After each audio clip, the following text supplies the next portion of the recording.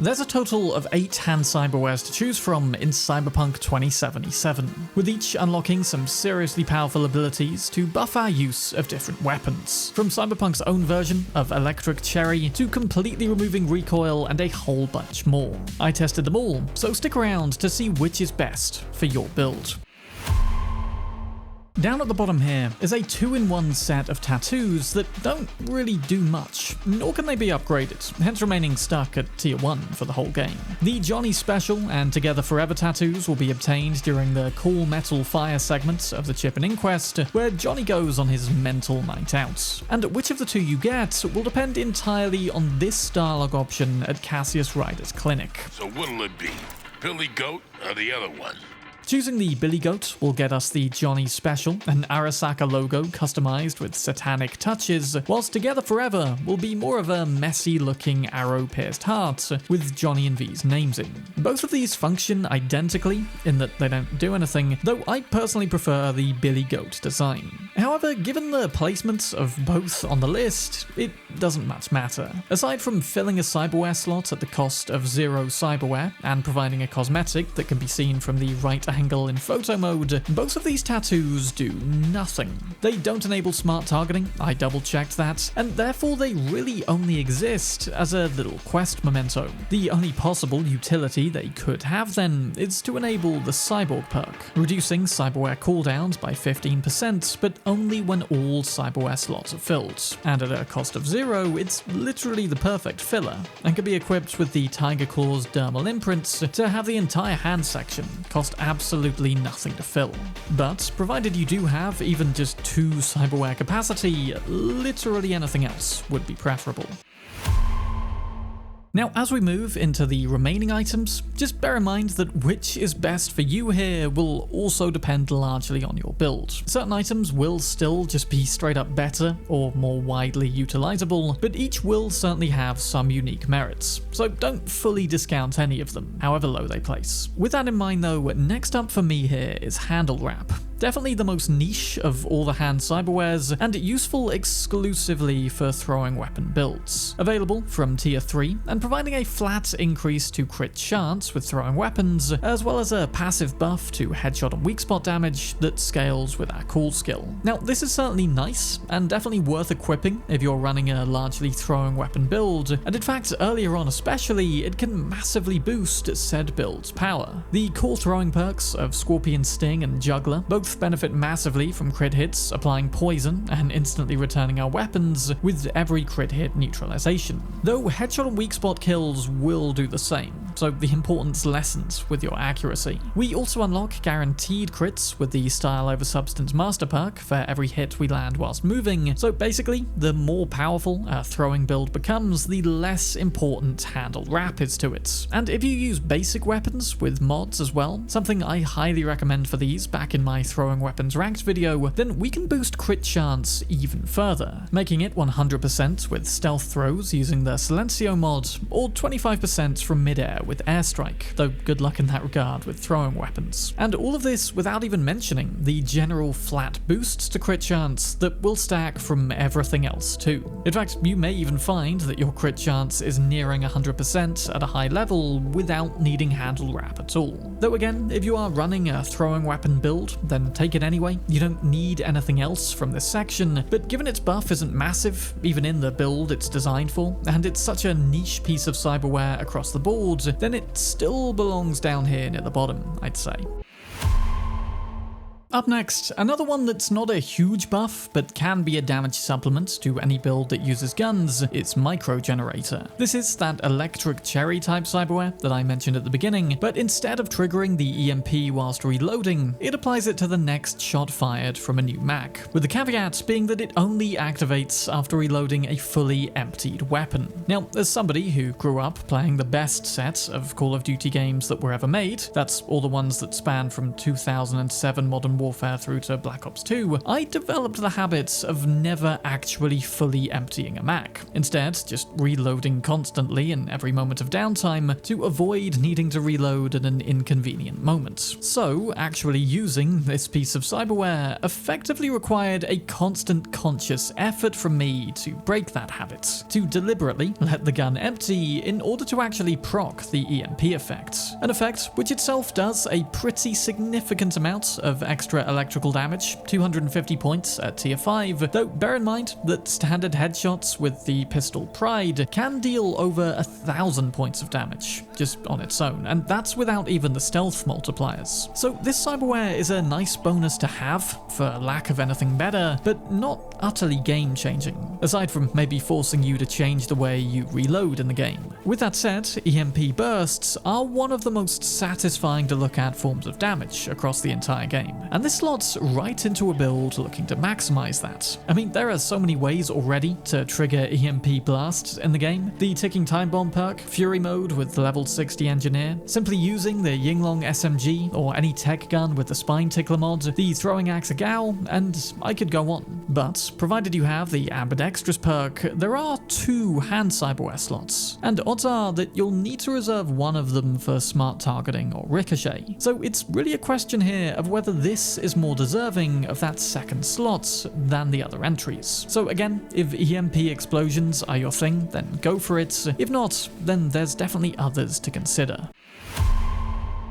2 of these hand cyberwares deal entirely in increasing weapon accuracy, or perhaps I should say decreasing weapon inaccuracy. Shock Absorber and Immovable Force both massively reduce weapon recoil, with Immovable Force doing yet more still. We'll come back to that one, but bear in mind that both can be applied together for maximum accuracy. With Shock Absorber, it simply reduces weapon recoil by 8% at tier 1, all the way to 24% at tier 5++. At a cost of 12 cyberware, it is the second most expensive of the hand slots, but still isn't that costly in the grand scheme of things. However, compared to its far more costly counterpart of Immovable Force, Shock Absorber is significantly more inferior. There are strategies and combos which we're going to notice massively when it comes to increasing weapon accuracy with that one, but for Shock Absorber, even the full 24% reduction in recoil I struggled to see. Taking the most insanely inaccurate weapon in the game, the Problem Solver SMG, and firing it at a wall, you'll notice that it has a very strong tendency to pull upwards. That is the result of vertical recoil. Now here I'm letting it do its thing. You can absolutely counter this somewhat by adjusting your aim as time goes on, but you can see here just how much these weapons are passively trying to move you off target throughout a single mag. Naturally, Shock Absorber reduces that a bit, lessening the overall pull to help you stay on target a little easier, and this can be beneficial across a wide range of builds, namely those using automatic, non-smart targeting weapons like SMGs, assault rifles, and LMGs. Granted, said builds can also benefit from ricocheting and even the EMP from Microgenerator perhaps, so Shock Absorber certainly has competition, which comes partially down to preference. Personally though, I would only equip it for 2 reasons. One, I desperately need to shoot a little more accurately and don't have enough cyberware left for Immovable Force, or B, I already have Immovable Force and simply want to attain maximum accuracy, and Ricochet can apparently go to hell. Except, there are ways to potentially reduce recoil and bullet spread by 100% without even needing this cyberware, and we'll come back to those in a minute when we get to Immovable Force.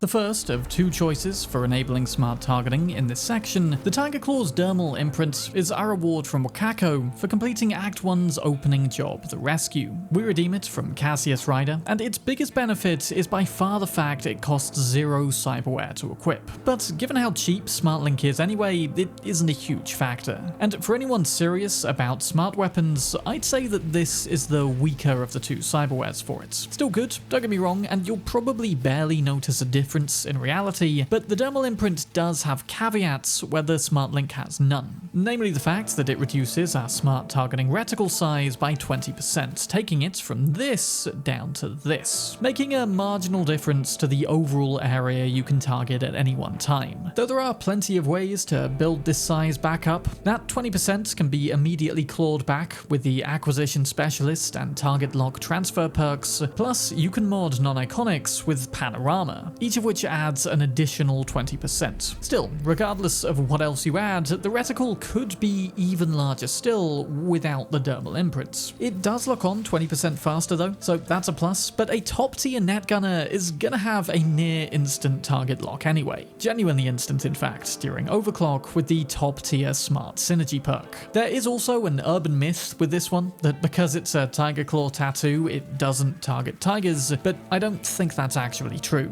Yes, the tiger claws do have a type of cyberware sometimes that can hide from smart targeting, but that'll be regardless of if you're running with this or the Smart Link. Overall, if you are in a genuine bind and don't have an extra 4 cyberware for Smart Link, then take this, I'm sure it'll be fine, but for reasons we'll come to, Smart Link is on balance a little better. Before that though, the iconic follow-on to Shock Absorber, Immovable Force, is a fantastic, if very expensive piece. It's also only available at Dogtown Ripperdocs, so is a Phantom Liberty special. But if you're running a build containing fully automatic, non-smart weapons, then this is going to make a really big difference, provided you utilize it to its full potential. And at max upgrade, this thing will reduce recoil by 35%, 11 more than the Shock Absorber, but also reduce bullet spread by 25%. That's the sort of targeting circle where bullets could potentially land within, and reducing that as well can be especially effective at range. However, the hidden power of Immovable Force is this sentence. Automatically activates effects for ranged weapons that otherwise only occur when behind cover. What the hell does that mean? Well, by looking back at weapon mods, namely those specifically for ARs, LMGs and SMGs, there's one here called Ready Steady, reducing recoil by 15% at tier 5 as standard, but when aiming from cover, fully eliminating horizontal recoil and bringing vertical down by another 35%. But hold on, because Immovable Force activates this effect to work all the time, and we can stack 2 of these mods onto a weapon, making for a 70% permanent reduction in recoil, plus Immovable Force's 35, giving us a grand total of 105%, or more accurately, just eliminating it completely. Which is why, if using this method, Shock Absorber just becomes an unnecessary waste, with the main problem of this method, of course, being that iconic weapons, save for the Xmod 2s, cannot be modded at all. So to run a fully zero recoil build, your pool of guns just became a lot more limited. But testing this out myself with a standard copperhead, I could indeed stop the gun from pulling upwards completely. And in fact, do check before applying 2 of these mods, because somehow, in my current build, which is this Apogee Sandevistan one found in my Edge Runners build video, I could fully eliminate recoil with just 1 of these mods. And in the case of that happening, for even greater accuracy, you can make your second mod instead be Focus Fire, which reduces bullet spread by a huge 40% at the expense of 30% of our range. Now, applying 2 of these instead actually eliminates bullet spread completely, giving us this perfect straight line. But I did find a sweet spot through which we can eliminate recoil and spread completely, and that is 1 Ready Steady mod and 1 Focus Fire, before then applying the Ifrit muzzle, reducing spread by a further 15%, which is apparently enough to get the thing fully down to 0. But because Focus Fire's effect only applies when shooting from the hip, this perfect accuracy only occurs from hip fire. I therefore slapped on the Jouet scope to gain back some additional range. I mean, we're not going to be using it anyway. With that perfect combo, we can then turn any weapon with 2 mod slots into a literal beam rifle. Again, shame we can't do this with iconics. I mean, the problem solver would be extremely fun if we could apply this effect, but there we go. Immovable Force, overall though, is a crucial component in allowing you to craft weapons with 0 recoil and spread. But a far more straightforward piece of Hand Cyberware, not to mention a cheaper one with a very useful passive effect, is the Ballistic Coprocessor. Honestly, if you're running with any power guns at all, then this is well worth equipping. Ricochet is not only the unique strengths of power weapons, it's also just really fun sometimes to take down enemies by shooting at the ground and off of walls, enabling us to pull off cool trick shots from quirky angles. And whilst you can still technically achieve Ricochet without the coprocessor, the odds of it triggering is just 5% per shot, but shoots up to the full 100% with this item. And it also comes with the Ricochet trajectory preview, you know, that line of red arrows that you'll often see when aiming so that you aren't just wasting shots not knowing the exact Ricochet angle. Plus, it also buffs Ricochet damage by 35%. And I think there was a time, in fact, probably before 2.0, that you were very often dealing more damage from Ricochet shots than just regular ones. That's not quite the case anymore. We can bring Ricochet shots pretty close to it, but overall, aiming for headshots and weak points are, I think, always going to be the better bets. But again, Ricochet can still be very useful, and definitely worth having equipped passively. After all, this thing only costs 2 cyberware, and in the end is effectively just going to ensure more bullets hit their targets. Just aiming in the general vicinity of an enemy where some bullets miss and some hits, many of those missed ones will now ricochet back. And also, by stacking 2 Critichet mods, you can improve the chance of crit hits by a full 60%, which paired with other crit hit passives is basically going to make a ricocheted feed of numbers entirely red. Still not as powerful as headshots I found, but certainly narrowing the gap further between ricochet and body shots. Of course, a good question is why I'm ranking this higher than a piece like Immovable Force, which, as we've established, can land perfect hits wherever we aim every single time. And that's because, where Immovable Force enabled that for a selection of carefully modified guns, the Ballistic Coprocessor enables ricochet for all power weapons at a far cheaper price. And it's also available pretty much immediately at the start of the game for very cheap, so we can reap the benefits a lot sooner. In fact, even if you're running that 0 recoil beam rifle combo, provided you have the ambidextrous perk, you can still equip this right alongside to create a deadly combo of perfectly accurate ricochets. There'll definitely be something of a bullseye build in there somewhere, but only with the guns, since we sadly can't ricochet throwing knives. If Immovable Force cost less cyberware, then I'd probably have ranked it here, but the coprocessor just slots so easily into any power weapon build, and is definitely missed when it's gone.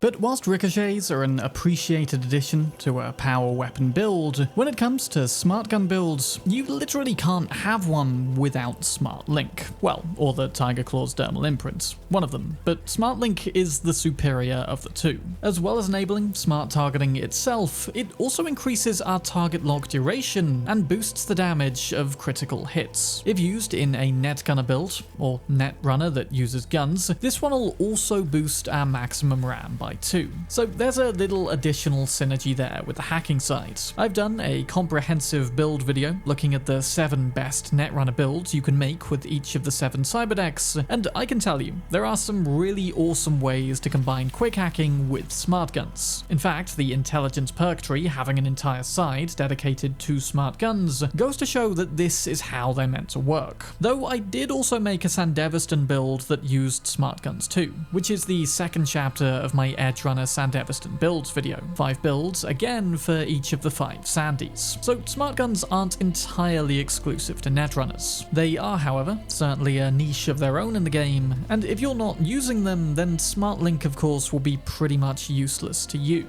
unless you're a pure runner and just want the bonus RAM. But for anything utilizing regular guns, then Ballistic Coprocessor, Immovable Force, even Microgenerator will be better bets. Again, it all depends on your specific build. And Smart Link basically ranks top of the list because you can't very well run the build it's designed for without it. But hopefully this video helped you in figuring out how best to use each of these. There's some seriously cool abilities hidden in this section of cyberware, and the same definitely goes for the other segments, which I'll be covering in follow-up videos very soon. So be sure to subscribe to get the most out of your Cyberpunk playthrough. Comment below your favorite piece of Hand Cyberware and why. Massive thank you as always to to the patrons for going the extra mile to support this type of content. Cheers for watching, I'm Bram, and I'll see you in the next one.